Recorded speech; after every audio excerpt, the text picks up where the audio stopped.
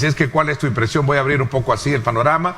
Les ruego tomarse el tiempo prudencial de 1 minuto y medio a 2 máximo para que desarrollemos una buena tertulia esta mañana. Álvaro. La seguridad alimentaria en El Salvador ha estado descuidada fuertemente por un gobierno que se le confió de que iba a desarrollar la agricultura. La seguridad alimentaria en El Salvador no es importar alimentos del extranjero para suplir las necesidades de comida básica de nuestros pueblos. La seguridad alimentaria pasa por inyectar dinero, hacer medidas financieras, impositivas, para que los agricultores locales se motiven a aumentar las áreas de cultivo que ya existen en el país. Nosotros desde el mes de octubre, si bien te recordás, estuvimos en este programa el 28 de octubre y nosotros advertimos que ya los insumos agrícolas venían en una ascendencia y que el gobierno no estaba haciendo mayor cosa para controlar eso.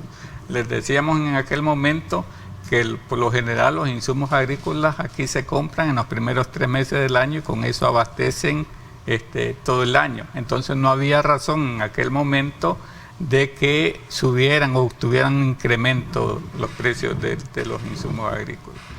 Como que no ha habido una política de parte del gobierno y de los gobiernos anteriores, lo hemos denunciado, no estamos, y hemos dicho siempre, no estamos en contra de los gobiernos, pero sí no firmamos cheques en blanco. En el 2004, cuando se estaba negociando el TLC, los productores nacionales, fue una lucha de los productores nacionales para que protegieran el maíz nacional, y quedó el maíz con un arancel del 20%. Esa es como parte de la protección que tienen los productores nacionales en relación al maíz. Al quitarle el arancel los ponen en desventaja. ¿Por qué? Porque Estados Unidos, que es donde proviene una gran cantidad de maíz, tiene un subsidio del 60%. Un subsidio directo sería un punto directo, sí, un efecto positivo directo. Sí, directo al productor y proteger al productor nacional. Nosotros hemos dicho en reiteradas ocasiones que no estamos en contra de las importaciones, pero sí en la regulación de las importaciones, porque hay productos que lógicamente los necesitamos importar.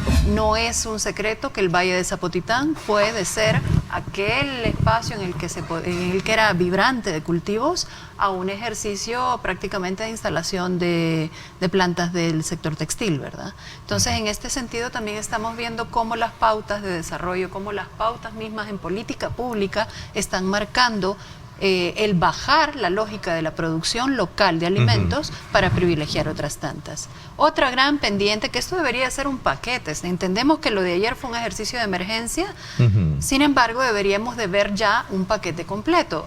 Desde 20-21 de septiembre, que fue que se presentó el informe de la CIF, de la FAO y de estas otras instituciones que hablábamos, se advertía que de marzo a mayo casi 1 millón de salvadoreñas y salvadoreños iban a caer en inseguridad alimentaria y nutricional. Coincido con ¿Cuáles son los elementos que detienen esa discusión o esa aprobación que se ha tenido en la Asamblea por años? Porque no es esta digamos, legislatura, es las anteriores que no han querido aprobarle este tema. Claro, habían como elementos que generaban la tensión en los procesos de discusión dentro de la Asamblea Legislativa. Primero, el nombre, para empezar. O sea, el nombre fue un pleito impresionante porque se hablaba primero de que solo se quería trabajar una ley sobre seguridad alimentaria y nutricional, más no avanzar al debate sobre soberanía alimentaria. Es importante la conexión que debe existir entre el gobierno de los países con los sectores agrícolas.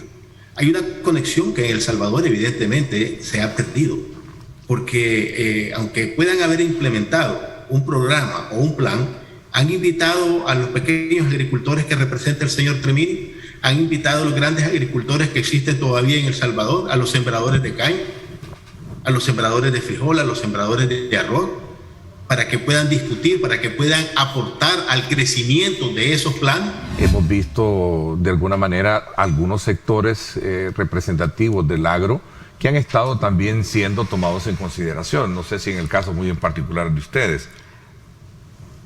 Lo que pasa es que no hay nosotros venimos, ya este es el 4º gobierno que le venimos proponiendo la necesidad de la creación de la Política Nacional Agropecuaria.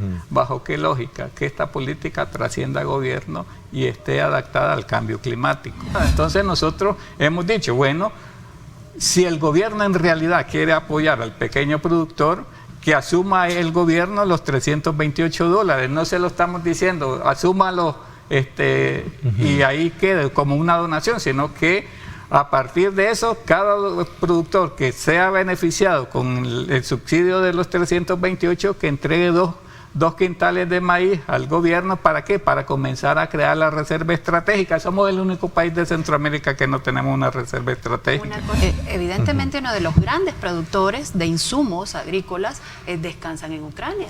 Ayer uno de los grandes bombardeos realizados fueron precisamente a una de las fábricas que tiene los mayores contenidos para la creación de estos insumos agrícolas. Entonces de nada nos está sirviendo subir el techo si no vamos a tener el insumo para comprarlo. Y eso hay que poner mucha atención, porque en efecto, si la medida es aumentar el techo, ¿verdad?, de este tipo de préstamo a baja tasa, de nada nos va a servir sacar ese préstamo, aunque sea bajito, si no tenemos que comprar. Ese es el punto. Todo eso es lo que hay que ver alrededor de la mesa. Producir maíz en El Salvador cuesta hasta 5 veces más que en Estados Unidos. Hasta 5 veces más. Uno de los productos, de hecho, que se importan es maíz amarillo de Estados Unidos. Y que definitivamente todos estos, estas piezas de rompecabezas deberían de servir a la institucionalidad para generar políticas públicas sólidas de rescate del agro en el país. Eso nos está diciendo este tiempo. Deben de prepararse los gobiernos para poder fortalecer su musculatura agrícola para enfrentar lo que viene. Los gobiernos no deben de estar actuando como bomberos de apagar fuegos. Los gobiernos tienen que tener, como lo señalaba, un plan de rescate agrícola. Y yo entiendo y un plan a largo plazo. El aumento de los insumos ha sido grave para todos los países centroamericanos. El aumento de los combustibles, ninguno de los países centroamericanos, que creo que a excepción de Guatemala, produce un poco de petróleo, ¿verdad? Pero todos los demás países somos grandes importadores de todos los insumos que a base de gasolina, diésel, etcétera, y sobre todo, ¿verdad?, del abono que utilizamos. El abono que utilizamos nosotros, señores, también lo tenemos en nuestro país. Nosotros podemos regenerar nuestra basura orgánica y ahí podemos producir miles de toneladas de abono natural sin necesidad de estar gastando en insumos o preocupándonos, como señaló la licenciada, de que bombardearon una de las grandes plantas productoras de abonos que existen en Ucrania. Con la comisionada presidencial y con el ministro de Agricultura, David Martínez, y les poníamos 6 puntos principales. Dentro de los 6 puntos les decíamos la necesidad de ir fomentando el acceso a la producción más limpia para ir sustituyendo gradualmente los agroquímicos.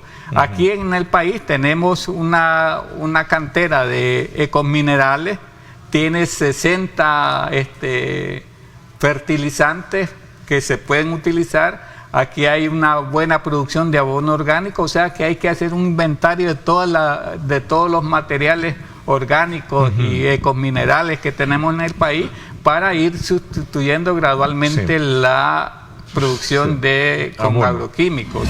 Hay experiencias exitosas en El Salvador sobre economía solidaria, ya existen. Hay, por ejemplo, la zona de Chalatenango en algún momento, cuando tuvo el proceso vibrante de todo el tema de sembrar hortalizas específicas, que de ahí incluso hubo un convenio público-privado en relación con generar estos mecanismos de diálogo para que los productores nacionales se vieran privilegiados en algún momento. Pero también hay economías muy particulares que se han dedicado al rescate propio de la soberanía local, ¿verdad? Entonces hay que ver cómo se han desarrollado esas experiencias. El problema es que los gobiernos miran la situación del sector agropecuario desde una visión política ideológica. Arena cuestionaba al Frente porque todo lo que proponía decía que eran de izquierda, que no podían hacer. El Frente cuestiona a Arena por lo mismo.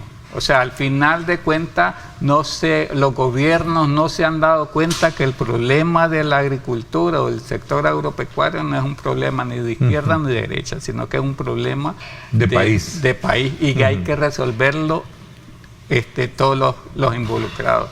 Hay muchos un negocio detrás de todo este tema de la importación, porque somos un país más importador que sí, productor. Además del negocio, es que el problema es que la agricultura se maneja al criterio del ministro de Agricultura. Y no de una política más de campo. Sí, y no, ¿Sí? No hay una visión estratégica de dónde queremos llegar. Ese es el problema principal. O sea, que hay que buscar cómo definir esa política estratégica y buscarla entre los que estamos involucrados en hacer en el qué hacer del sector agropecuario. Yo le agregaría lo que le dice el señor Treviño, es la ignorancia consciente de esos políticos que nombran en los ministerios.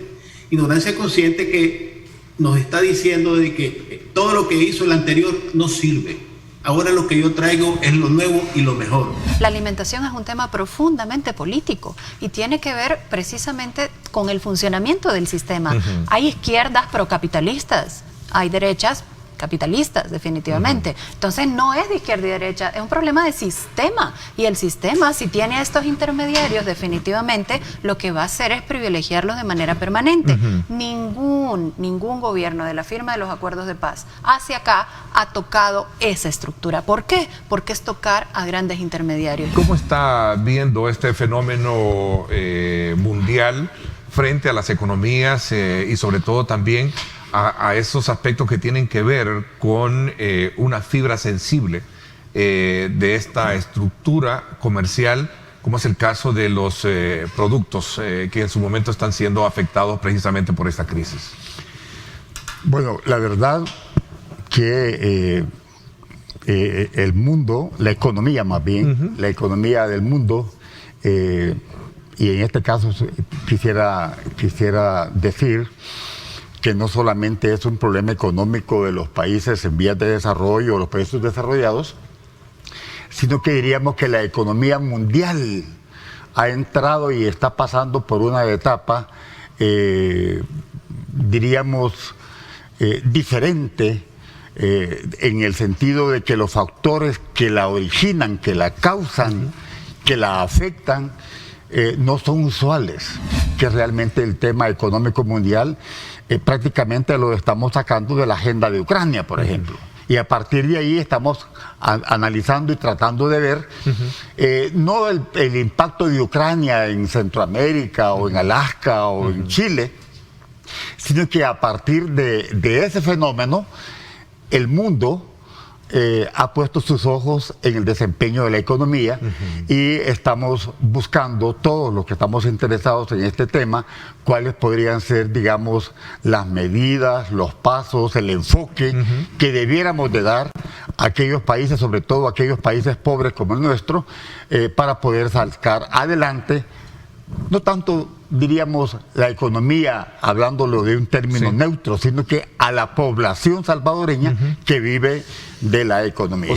En un país que para los efectos de los países centroamericanos jamás nos podríamos imaginar que un país como Ucrania y sus países vecinos pudieran generar este conflicto, digamos, económico a nivel mundial que nos preocupa y esperamos que haga ver a los gobernantes de nuestros países el de adoptar las medidas de política económica suficientes que no solamente neutralicen los impactos negativos que esa situación pudiera generar en nuestras economías, en nuestra población, sino que el compromiso más grande, que es el de salir adelante en el progreso económico del país.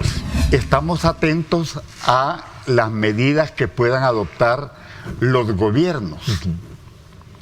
Y en el caso de Centroamérica, a mí me ha llamado la atención que los países a nivel nacional están, como el nuestro, adoptando medidas para neutralizar esas políticas. Sin embargo, no hemos llegado tan lejos como sería deseable el de que adoptemos una política centroamericana que proteja a la región y que nos impulse nuevamente hacia el crecimiento económico que algunas veces nos parece que lo perdemos de vista. Identificando desde el punto de vista de cómo nos abastecemos, o materia prima, y en este caso, minutos antes de venir a usted, estábamos hablando del tema agrícola, que obviamente es otro de los factores importantes, ¿verdad? creo que ese punto es, diríamos que muy crucial, el de reconocer que uno de los problemas que debieran tener en cuenta nuestros gobernantes es que estamos frente a la necesidad de tener una política de abastecimiento segura que a todos los sectores de los distintos niveles de ingreso per cápita les pueda realmente constituir un mensaje para salir adelante. Y lo que esperaríamos que estas medidas no se queden en los anuncios, Ernesto, que sean medidas que no solamente se propone el de llevar a cabo las 11 o 12 medidas que ha adoptado el gobierno recientemente y han sido aprobadas por la Asamblea Legislativa, sino que al mismo tiempo debiera hacerse algo más de dictar las medidas de tal manera que la población pueda sentir que la feliz iniciativa de adoptar estas medidas tiene también la feliz consecuencia de que la población está viviendo favorablemente la implementación de esas medidas. Para mi gusto, aparte de aplaudir la medida, no se hubiera colocado, digamos, necesariamente un plazo perentorio tan corto, porque la gente la primera reacción de la gente es, caramba, pero esto entonces quiere decir que el gobierno ya midió el tiempo de vigencia de esta problemática. También, en este contexto de situación de impacto negativo, ¿cómo puede verse? ¿Ha sido para bien el tener, digamos, acuerdos comerciales? Ernesto, definitivamente que sí, ¿verdad? Y yo digo que afortunadamente, porque recuérdense que detrás de los acuerdos comerciales hay instrumentos legales que establecen esas preferencias comerciales.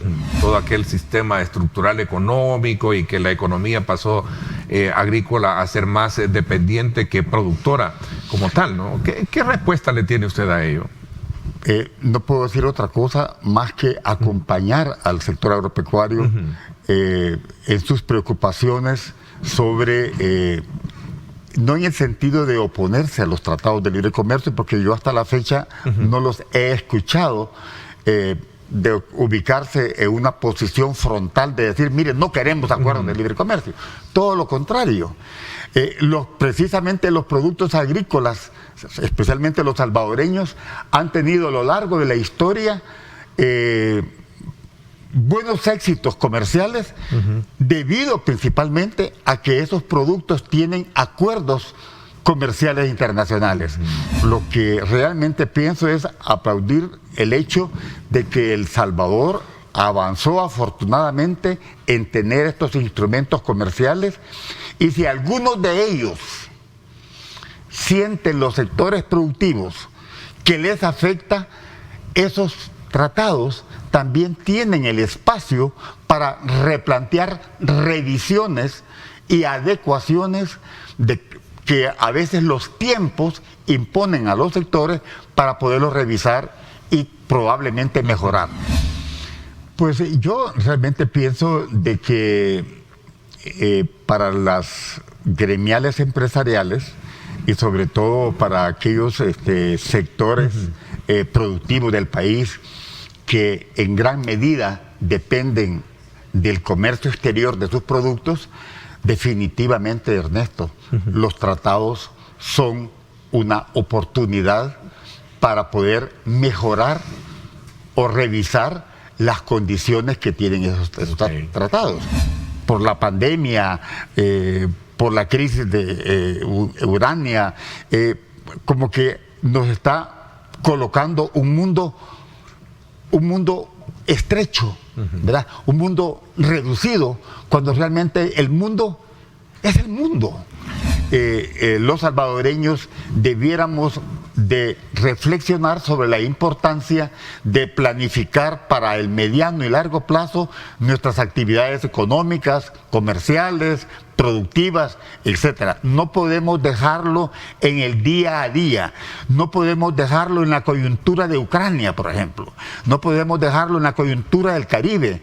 Es la perspectiva de crecimiento de un país entero. el que yo quisiera dejar como mensaje en esta oportunidad que me ha ofrecido usted, Ernesto, de dirigirnos al país. Este primer paso debiera de servir como una lección para aquellas entidades del gobierno que tienen bajo su responsabilidad el de dictar la política económica del país a